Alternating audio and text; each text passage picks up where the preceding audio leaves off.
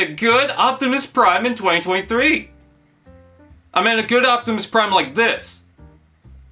Yeah, okay. The leader of the Autobots, you know him well. In Transformers Rise of the Beast, Optimus Prime, voiced by the legendary Peter Cullen, was drawn to the hope that the elusive and lost Transwarp key could return his fellow Autobots back to his homeworld. With the cast added into Studio Series, apparently there were already enough figures released in the non-exclusive line, and so he had a really confusing release in Buzzworthy Bumblebee. Special thanks to Twitter user FC203 and TF Alerts for sending this. If the flat-nosed truck is a surprise, please hand over your fandom card at the desk up front. From the front and very back, it looks fine. The shape is on par with the film, as to be expected with the custom bull bar just to keep things fresh. I'm not big on the gray center on top, but the smokestacks are prominent, the windows are square, the wipers are painted, he seems to have judgmental eyebrows, but the best part is the panels that complete the shape along with the iconic silver stripe on the side. But this? Yuck. So much sticks out in the middle. It makes me want to apologize to the Age of Extinction Galvatron until I realize,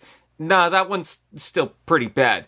I wouldn't mind if there was one panel to fold it in, but it bulks out and just doesn't flow. Perhaps Noah can hide the issue? Apparently the wheels are reused from the Bumblebee movie figure and they roll well. The sword plugs in the middle and moves like scissors. The gun can be stored on the side, but open the front, plug the weapons underneath, and this isn't a mode, just a thing I discovered. Really, the center of the truck is my only glaring issue. Otherwise, this is a fine enough truck form as is. Robot mode, truck not monkey. Look, I get it. You want to like the Bumblebee film version of the giant truckman, and I do too, but I mean, this one does nail the look, and I like the proportions more here. The other one just seemed inflated by comparison. This is slimmer and retains a lot of the key details, like the catfish stomach lips. The shape of the chest seems enclosed perfectly. It even has the panels behind the smokestacks, the grille shape in the legs, and even some of the technical details in the arms.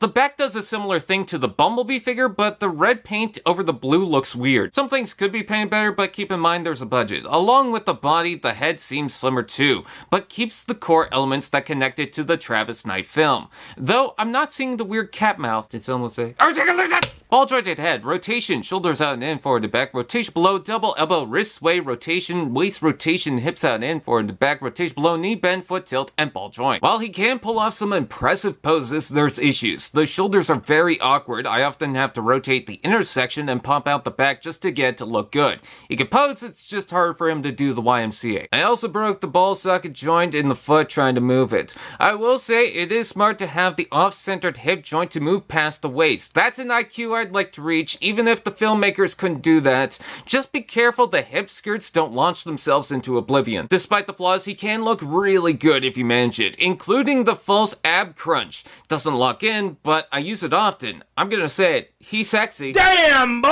Let's take a look at the accessories, both of which can plug in the back for storage, but he includes this wicked, almost Prime-esque scalpel that can be plugged in the hand, plugged on the side, or more appropriately, above the hand. Posing this is simply beautiful. Then there's the blaster piece that you can also plug in the side, but fold in the hand and it's meant to replace it. You can't add blast effects, and while the Iron Blaster is better, at least this doesn't flare up like the film. How does that thing come out of there anyways? There's also a little blade to pick his teeth. Are there problems? Sure, I don't blame anyone for not bothering, if it was either because it had a relatively annoying release or they just didn't care for it. Both modes have at least one very glaring and annoying problem. At least there's upgrade kits, but it doesn't matter, I'm still adoring it. I can't believe how well the robot looks, the sculpt nails it, the proportions seem better. I'm very glad to own this. So again, special thanks to Twitter user FC203 and TF Alerts for sending this. You could hear him coming.